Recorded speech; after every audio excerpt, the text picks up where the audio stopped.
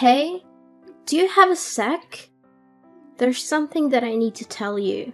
You have something to say? Over text? Why don't you just come here and say it to me in person? I mean, we share the same house after all. It's better to talk eye to eye, don't you think? Well, maybe you should reflect on why I don't want to talk to you in person. Honestly, just the mere glimpse of your face and the slightest noise of your voice makes me nauseous, I swear. Sweetie, there's really no need to use such awful language with me. I was just making a suggestion. Don't call me sweetie, and stop pretending to be my mom. You'll never replace her. Got it? You may have been married to my dad, but you will never be my mother. Never. So, stop bossing me around. I hate it when you act like that. I see what you mean, and I am sorry if I overstepped a boundary somewhere. I don't mean to do that, but I really don't see why something as small as this needs to turn into such a huge fight. I mean, I've been married to your father for 10 years now. We've lived together a whole decade. I thought we would have gotten along better by now. Especially now more than ever since your poor father passed away. It's just the two of us. So we'll have to learn to get along better. What? No way am I staying with you any longer than necessary. I want you out of the house as soon as possible. Do you get me? Excuse me? I'm sorry, but you want me to leave the house? Yeah, duh. That's what I just said. That is what this whole conversation is about. Actually, this is something that has been on my mind since Dad's funeral the other day. Now that he's gone, you're not his wife anymore. And there's nothing else tying us together as a family anymore either. You're nothing to either him or me now. Do you get it? And because of that, you don't belong in this house anymore. That's why I need you out of here as soon as possible. Wait, hold on a second. I'm sorry, but I don't think that I'm following here. Where is all this coming from all of a sudden? Didn't you read what I just wrote? This isn't out of the blue, okay? Ugh, you never hear me out. I never liked having you around, and I never approved of you and my dad getting hitched. I've always been trying to think of ways to get you out of this house, and now I have the perfect reason. I only have one mom. You just barge into our lives pretending to be someone you're not. Do you really think I could ever stand someone I felt that way about? Do you even think I would desire something like that? That is why I'm seizing this opportunity to boot you out, so I never have to put up with you in my life, ever again. But, okay, look, Gabriella, I've known since before we got married that you never liked me, maybe even hated me. But I pretended not to see it, but to try and force me out of the home where I'd been living the past 10 years of my life so soon after the funeral. That's correct. And since Dad's gone, there's no one left to defend you. No one else welcomed you into our home, which is full of memories of my family, my true mom and dad, and just let you ruin it all. Besides, this house was my dad's, which means it's mine now, and I can do whatever I please with it. So, hurry up and leave already. But Gabriella, if I leave now, you'll be all by yourself in this big place. Have you ever lived on your own before? Do you even know how to take care of yourself? Of course I can look after myself. I'm going to be 18 soon, which would make me legally an adult. It's no big deal for me living alone. Do you think I'm too frail or dumb to be able to do it? Or are you just mocking me now? No, Gabriella, of course I'm not trying to belittle you in any way. I would never do that. I'm just concerned about you is all. Cleaning and cooking are one thing, but how will you get the money to pay for everything that comes with living alone? Shut up and get off my back. I thought I told you that you're not my mom and you shouldn't pretend to be. But you're going to be in college soon. I'm just wondering from where you're going to find the money you need to survive. I mean, Even what you inherited from your dad won't last forever, you know. Well, who asked you to worry about me anyways, huh? I certainly don't remember ever asking for your input. As for money, I'll think of something and make my own way in life. I really don't think it'll be as simple to do as you think. How many times do I have to tell you, just mind your own business? This is why I hate talking to you. Just leave me alone already, okay? Why don't you go pack your stuff and leave, like I told you? Well, I guess if that's really how you feel about everything, then I really have no choice but to go.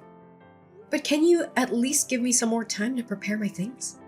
I understand that you want me out as soon as possible, but even so, it's not that simple. And I have lots of things I need to get done before I can make it happen. I haven't even gone through all your dad's things to sort through them. No, I won't be letting you do that.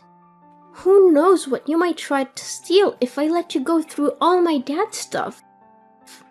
And besides, if I let you stay any longer, you'll just find some reason to extend your stay and so on, and nothing will change. Did you really think I'd let you get away with that? Now, I want you out of the house by the time we finish with the funeral process. I'm his daughter, which means that I get to choose who lives in his house after he's gone.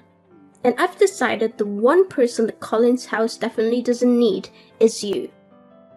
So, if you really understand where I'm coming from, you'd just shut up, pack your things, and leave. I understand. I guess I just never realized how strongly you felt about living together with me. I'll leave the house. I promise. And I promise that I'll never come back once I'm gone. But I just want to let you know that things might get really tough for you once I'm gone. You're not going to regret this, are you? Me? Regret kicking you out? As if. It'll be more like a dream come true than anything. Hey, Gabriella. I just wanted to text you and let you know that I've finished moving all my stuff out of the house. I also wanted to take a moment to thank you for everything, even though we didn't always see eye to eye. And who gave you the green light to text me? Did I ever ask about your moving progress? Did I mention needing a report from you? Frankly, if you're not going to respect my wish to cut ties, I'll just go ahead and block you. No, you're right. I'm sorry for reaching out like this. You won't hear from me again after this, I promise. But there's one last thing about the house's rent. I know it's been a tough month, so you won't have to pay this time. However, starting next month, I'll need to collect rent from you. Rent? For what exactly? The house? What on earth are you talking about? Well, yes, I'm talking about the house, actually. Because we'd been living together as a family this whole time, it wasn't necessary. But since you don't want anything to do with me as your family anymore, that just makes me your landlord now. Have you completely lost your mind? Why would I pay you rent to stay in my dad's house? Why, you ask? Well, because the house is actually under my ownership. Wait, what? What are you talking about? I don't understand. What? Ugh, Gabriella, had you not heard about that? Yes, I hold the deed to the house where we all used to live. What? That's not true. You're just making this up. I've lived here even before you and my dad got married. This house belongs to my family. You don't have any ownership. Actually, yes. Your dad did possess the house's title, but I bought it from him around 6 or 7 years ago, I believe. Back when your grandma fell victim to those telephone scammers and lost a lot of money. You might have been too young to recall, but it was a devastating situation. That's when I offered to help pay off all her debts. Your dad was incredibly grateful and gave me the house in return. And just where did you come into so much money, huh? I've never once seen you go to work in the whole time that I've known you. You're just a housewife. A housewife? Oh, Gabriella, that is just not true. I run my own company. Did you really not know about that at all? You do what? Since when? We manage everything online. All our staff work remotely and we don't even maintain an office. We could all commute if we wanted to. I suppose it's hard to realize since I spend so much time at home. But a lot of that time, I'm essentially working as company president. I can't believe this. You keep lying to me. Gabriella, it's not a lie. I swear it. That's how I was able to help out your grandma after she was scammed. So you're telling me the truth? Absolutely. I wouldn't lie to you. Do you totally believe me when I say the house is mine? Anyway, the rent for next month is $2,000, okay? $2,000? There's no way I can afford to pay that. Well, you can't reside in a place without owning it and not expect to pay rent. Besides, I recall you mentioning something about becoming an independent adult who can fend for herself. Well, yeah, I said that, but I had no idea about all this until now. What did you think would happen? Were you planning to squeeze the money out of me whenever you needed it? Hoping I'd foot the bill while you flaunted your house? An independent adult would never do that, right? Of course, I wasn't planning on using you for money. It's just that $2,000 is a huge amount all at once. I understand, but in the end, I'm the property owner. So if you're pushing me away to live on your own, you'll have to pay the rent to your landlord, which is me. Hold on. Can't we find a way to discuss this? How about a compromise? I won't charge you for rent for the first 3 months. But if you don't show any progress by then, I'll have to evict you anyway. I'm swamped right now, so let's continue this conversation later. I'll send you all the rental paperwork this week. Keep an eye on your mailbox. Take care. Wait, don't hang up. We're not done talking yet. Lainey, are you there? I have something I need to talk to you about. Oh, Gabriella. Sure, what can I do for you? Well, the thing is, I guess what I wanted to ask is, I'm just wondering if you've forgiven me yet. Forgiven you for what? What are you talking about? Well, it's just that I guess earlier I might have possibly lost my temper a bit and, well, anyways, I've calmed down a bit now and realized that I might have made a little mistake. I'm sorry, but I don't quite know what you're talking about. I realize this might be hard for you right now, but could you please just tell me what exactly you're talking about? I'm trying, but I guess what I'm trying to tell you really is that I think if you wanted to come back home now, that'd be okay with me. Oh. Really? Did something change? I feel you just threw me out of the house. Why the sudden turn? Well, yeah, I did do that. But then with you gone, I guess I kind of realized just how much you did around the house and how much there is to do without you. So, I guess that's why. I think you should just really say what you're actually thinking. It'd save us both so much time. But if you're starting to see that managing a house all on your own is hard work, then yes, I completely agree with you. And so now, I'm guessing that you don't have the money to pay rent? That you've changed your mind about kicking me out? I mean, if you word it like that, then... You know, even if I decided to pass up on everything, that Grayson left me in the will and give it to you, I still don't think you'd have enough to be able to buy the house back for me anyways. And even if you used it to pay rent on this place, unless you found a job to help supplement that, you'd burn through your inheritance pretty quickly, I'd bet. And all of that is not even mentioning all the other expenses you'd be paying that weren't rent. Well, yeah, that's kind of what I'm figuring out. And on top of that, it's so hard to keep a place this big clean, and I hate having to cook for myself every day. Then I have my classes and homework to worry about. Plus I have to think of how I can afford the rent. It's just been making me feel ill both physically and mentally. But of course it is. I figure that living on your own might be especially hard for someone like you. I hope the cooking is going well because I don't remember you helping out in the kitchen once, ever. And yet for some reason you thought you were ready to maintain a whole house by yourself? You're right. And I guess I just never realized all the things that you actually did do for all of us when we lived together. That's why I want to really, sincerely apologize for the bratty attitude that I treated you with the other day. I promise to never throw you out of the house again. You always pretended not to see how I really felt about you, but I don't want you to do that anymore. I promise that I'll do my best to see that we get along. So please come back. Yeah, I don't think so.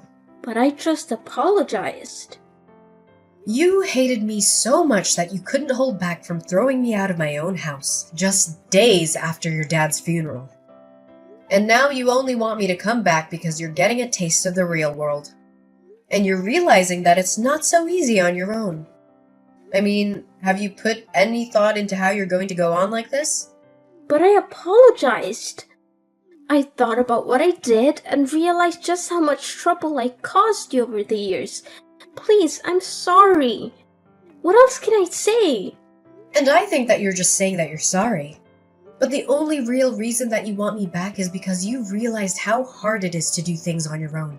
So now you want the person that used to cook and clean for you to come back and do all of that once again. No, that's not true. I promise. I really do want to make up with you and try and be friends. Well, that's the thing, Gabriella. I don't. I mean, come to think of it, I don't really have a single happy memory of interacting with you. I've worked so hard for so many years to try and get you to notice and appreciate me. But all you've done for the past 10 years is either ignore me or hurl abuse at me. You've only ever used my presence in this house for your own convenience. Even if you didn't realize it until just now, I really don't think I owe you the forgiveness you're looking for. Please don't say that. Surely we can talk this out. Please, I can't do this on my own. Please, Mom, I'm begging you. I thought you and I were nobody to each other. Why are you pretending like you're my daughter now? How could you? Anyways, I'll be expecting next month's rent soon. I'll send you my bank info soon. You can just make the payments through there, okay? See ya! Wait, please, it wasn't supposed to happen this way. I apologized. I reflected on my actions. Please come back to me. And so, after that, Gabriella kept trying to apologize. But honestly, it was clear that her main motives were centered around avoiding chores and dodging the rent. I eventually reached the point where I couldn't tolerate that attitude anymore, so I decided to take a different approach and got in touch with Grayson's older sister. She agreed to take Gabriella under her wing, aiming to instill some proper manners before college. With her experiencing raising 5 kids, 2 boys and 3 girls, who've all turned into wonderful adults, I feel she was the best person to teach Gabriella a thing or two about housekeeping, budgeting, and general etiquette. Meanwhile, I've been taking care of our now empty old house. I'm keeping it well maintained, hoping that one day, Gabriella might actually mature into a self-sufficient adult. When that moment arrives, I plan to hand the house over to her. No strings attached. That will also be the day I gracefully step out of her life. Living with Gabriella again isn't something I'd want. But as the daughter of the man I loved, I genuinely wish for her to find her own path to happiness. So, that's the update for now. I appreciate you joining me on this journey. If you enjoyed this story, a thumbs up would be awesome. And hey, don't forget to hit that subscribe button so you can catch more content like this in the future. Thanks for tuning in!